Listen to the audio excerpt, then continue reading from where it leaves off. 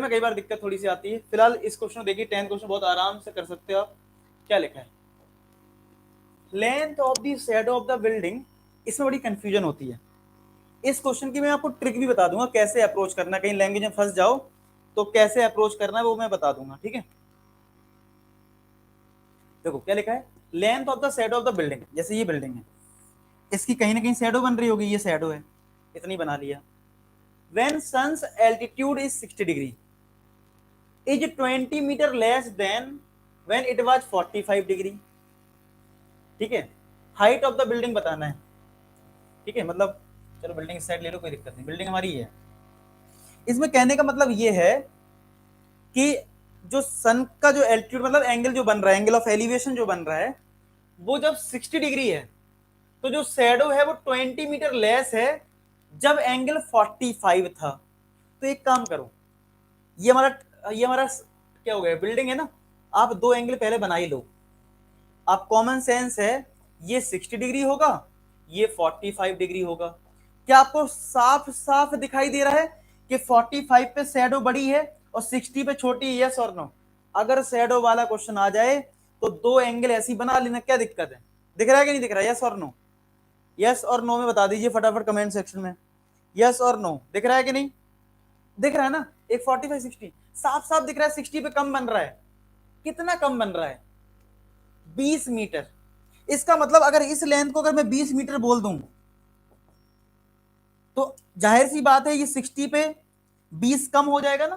क्योंकि अगर मान लो, ये मैं फॉर एग्जांपल कहता हूं, ये 60 है मान लो, तो अगर 60 डिग्री पे शैडो 40 मीटर है तो 45 पे कितना आएगा? 40 प्लस 20 60 आएगा। यानी इस पे 20 कम हो जाएगा कि नहीं हो जाएगा? तो यानी ये लेंथ हमारी 20 है। आई बात समझ में? ये लेंथ हमारी क्या है? 20 है, तभी तो 60 में इतना कम हो जाएगा शैडो। कितने बच्चे ये बात समझ गए कि ये लेंथ 20 दे रखी है इस क्वेश्चन में? यस और नो? कितने बच्चों को ये बात समझ में आ गई? यस और नो में बता दो, समझ में आया कि नहीं आया कि ये वाली लेंथ 20 मीटर है और हमें हाइट ऑफ द बिल्डिंग बताना है, एच बताना है। किस किस को फिगर समझ में आ गई? मैं फिर से रिपीट कर देता हूं। देखो ऐसा है, एक एंगल 45 है, एक 60 है। बोला ये गया है जो शैडो है इसकी वो 60 डिग्री वाले पे 20 लेस है, किस वाले से? 45 वाले से। तो सीधी सी बात है, अगर ये लेंथ 20 होगी इधर से लेके यहां तक, तभी तो तुम कहोगे कि इस वाले टावर की जो शैडो है वो पूरी इधर से लेके यहां तक किस वाले एंगल की है? 45 वाले की है। और 60 वाले की कहां से कहां तक होगी? यहां तक। तो साफ साफ दिख रहा है कि नहीं? जो 60 वाले की शैडो है यहां से यहां तक, वो 20 कम होगी कब से? 45 वाले से। आई बात समझ में? क्लियर हो गया? आई बस इस तरीके से करना था। तो इस वाली साइड को एक्स मान लो, ये वाली एक्स को जैसे हमेशा तरह करते हैं हम लोग, एक्स मान लिया। अब ट्राइंगल ले लो ए बी सी और एक्स निकाल लेते हैं, फिर हम पूरा ट्राइंगल ले लेंगे, उससे एच आ जाएगा। In triangle A B C, in triangle A B C tan 60 degree equal to perpendicular upon base यानी एच बाई एक्स। तो tan 60 √3 एच अपॉन एक्स। तो क्या एच की वैल्यू √3x आ जाएगी? आ गया √3x, ओके। अब tan 45 लगा दो, tan 45 degree equal to perpendicular तो h है, बेस हो जाएगा पूरा बेस 20 प्लस x। तो भैया यहाँ पे tan 45 1 है, h upon 20 plus x, 20 plus x जो है वो हमारा h के बराबर आ जाएगा। और h की जो वैल्यू है वो √3x है। थोड़ी कैलकुलेशन इसमें है, कैलकुलेशन करनी पड़ेगी इसमें हमें। हमारी रिक्वायरमेंट तो वैसे h निकालने की, तो हम x को पुट कर देते हैं तो ज्यादा बढ़िया रहेगा। तो x कितना आएगा यहाँ से? x आएगा h बाई √3। तो यहाँ पे h रख दो, x बाई √3। तो 20 is equal to 20 plus x हमारा h upon √3 is equal to h है। अब h यहाँ से मिलेगा, इसको इधर भेजो। तो 20 is equal to h minus का h अपॉन √3 आ जाएगा। तो अब देखो यहाँ पे से कितना आएगा? 20 इज इक्वल टू, क्या इन दोनों में h कॉमन मिल रहा है? क्या इन दोनों में h कॉमन मिल रहा है? तो यानी 1 माइनस का 1 बाई √3 आ जाएगा।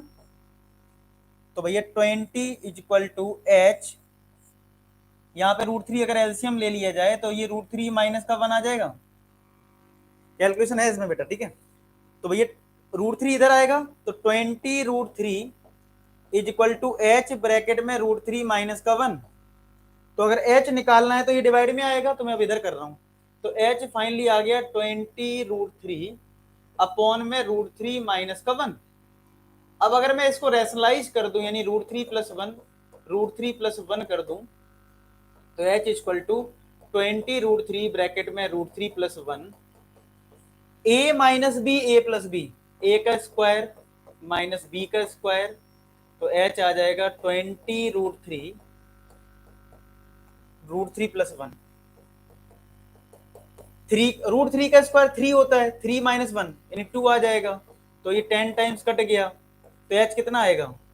10√3 का मल्टीप्लाई √3 में करेंगे तो क्या 30 आएगा, और 10√3 का मल्टीप्लाई अगर हम 1 में करेंगे तो क्या 10√3 आएगा। तो एग्जैक्ट आंसर निकलेगा, अभी देखना ध्यान से, आएगा एग्जैक्ट आंसर, कैलकुलेशन सही से करोगे।